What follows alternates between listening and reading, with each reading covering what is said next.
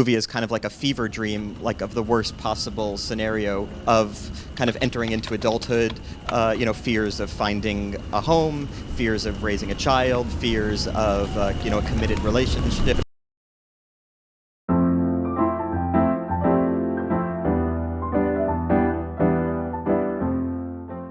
So today we're talking about Vivarium. More specifically, what went wrong with Vivarium? I have never seen it in a top 10 movies of all time list. That's fair.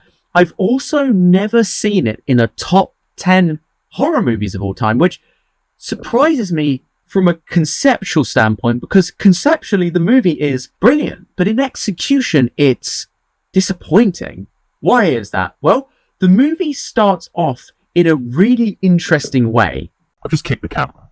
The movie starts off in a really, really interesting way. It shows baby birds in a nest, but one of these baby birds is like some mutant alien little fuck who's lifting and pushing out the other babies from the nest, so the mother comes and only has to feed this little bastard.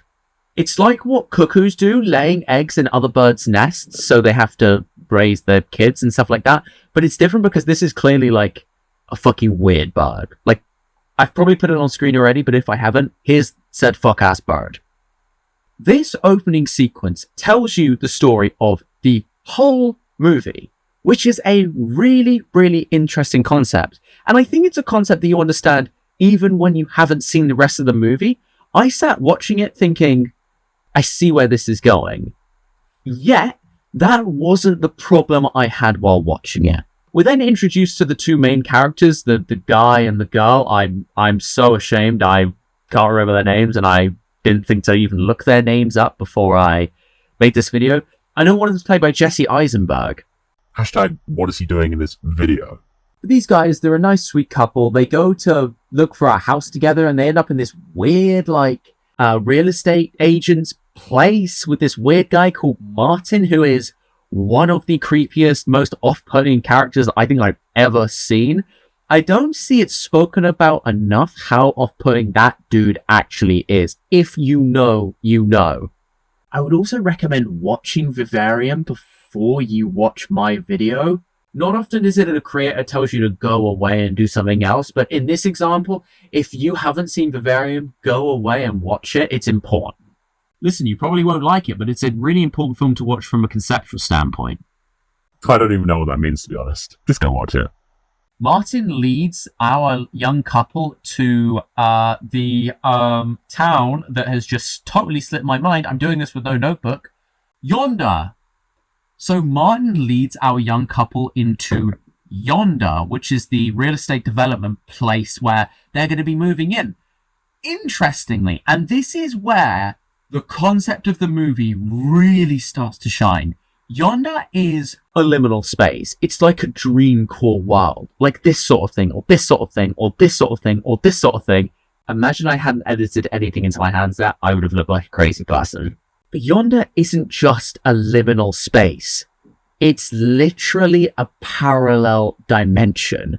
As soon as they enter, they cannot exit. Except for Martin, but he's fucked. He definitely knows what's going on.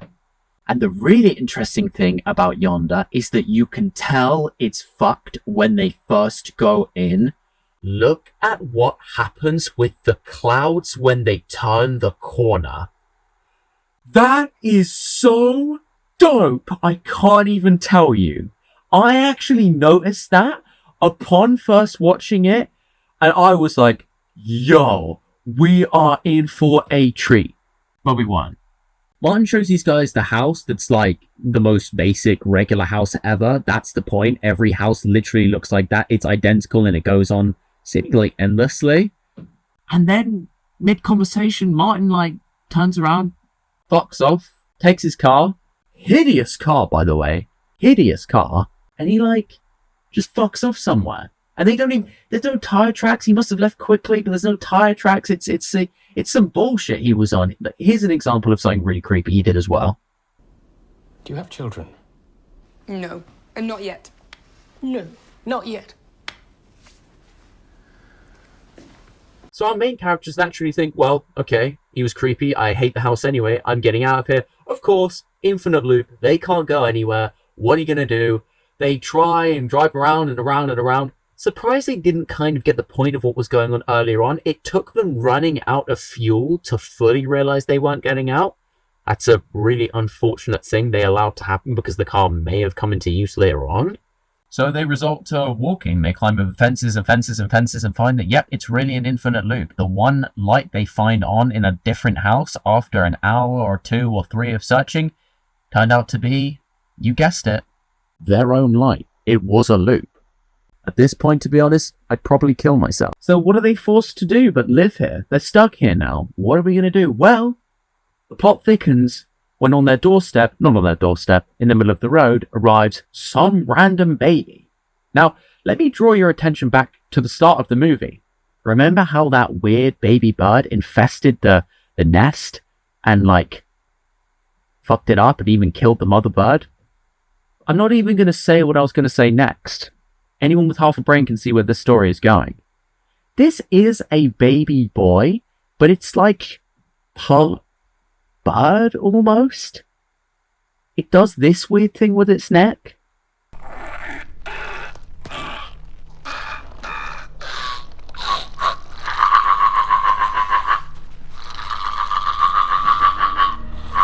And whenever it wants feeding, it screams at the top of its lungs, which to the 2 main characters it is a horrible thing, but also to the audience watching the film, they really just allow this ear-piercing scream to flow through your lovely expensive speakers and damage your ears beyond repair. The boy thickens the plot here, but he also marks the moment where the plot just dies. You have like an hour of them raising this insufferable child with this super creepy voice. Are you overwhelmed again with her? And you think it's going somewhere, and you think it's going somewhere, and it doesn't, and it doesn't, and it doesn't. And then suddenly in the last 10 minutes, the boy grows up. The dad dies because he was digging a hole for like months. I think he had some sort of psychotic meltdown. He just decided to give up and dig some hole. He left his girlfriend to raise this weird bird child thing. He got this weird material in his lungs for sleeping in there every day, and he just... he's like walking around, and then he just dies. This weird grown-up child, then that kid, I guess, like wraps him in a body bag, chucks him at the bottom of the hole. The film sort of falls apart from it. This is all in the last like 15 minutes.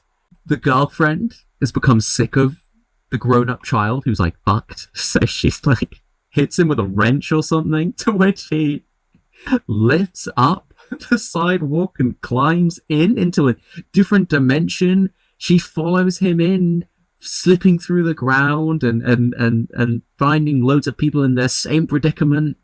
And the boy like kills her, puts her in a body bag, chucks her in the hole, and then he puts on a suit and tie, replaces Martin in the real estate agency, and the whole cycle continues. Why?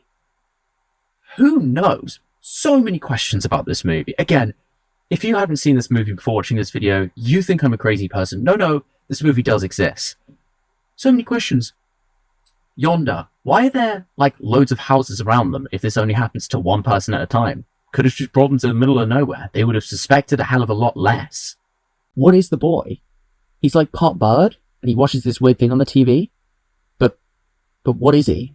They give us no sort of answer to that. They leave us in confusion, which, hey, often in movies is a really nice thing to do for your audience, is to keep them guessing at the end.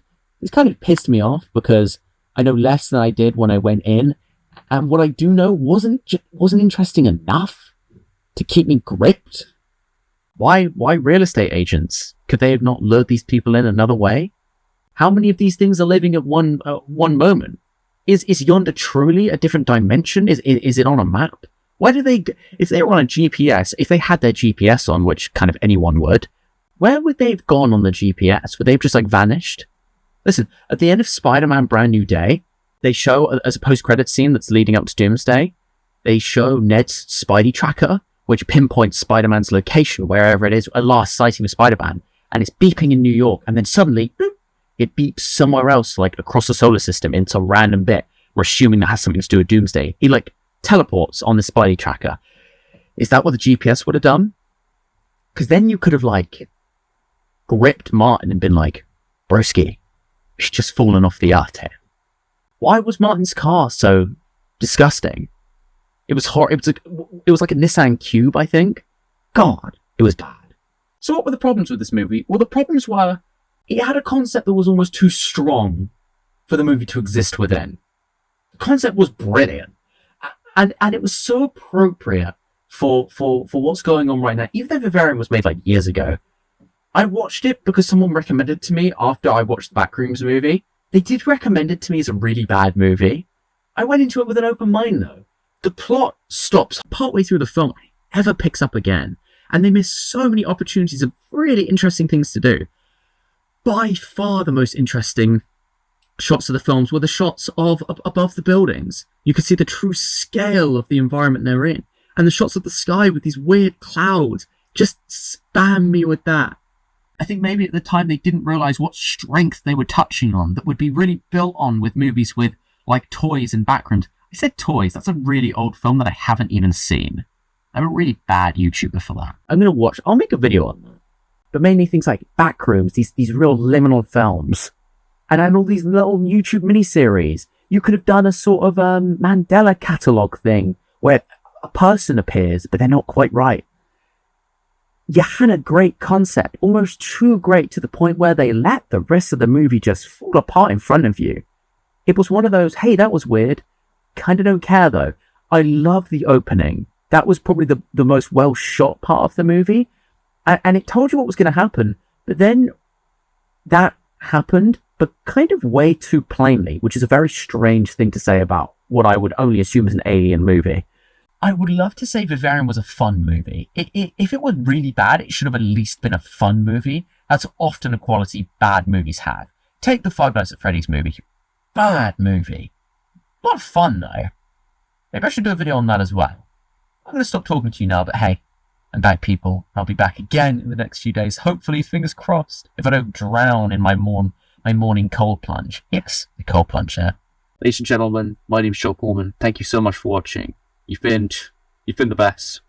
I'll see you later. Goodbye.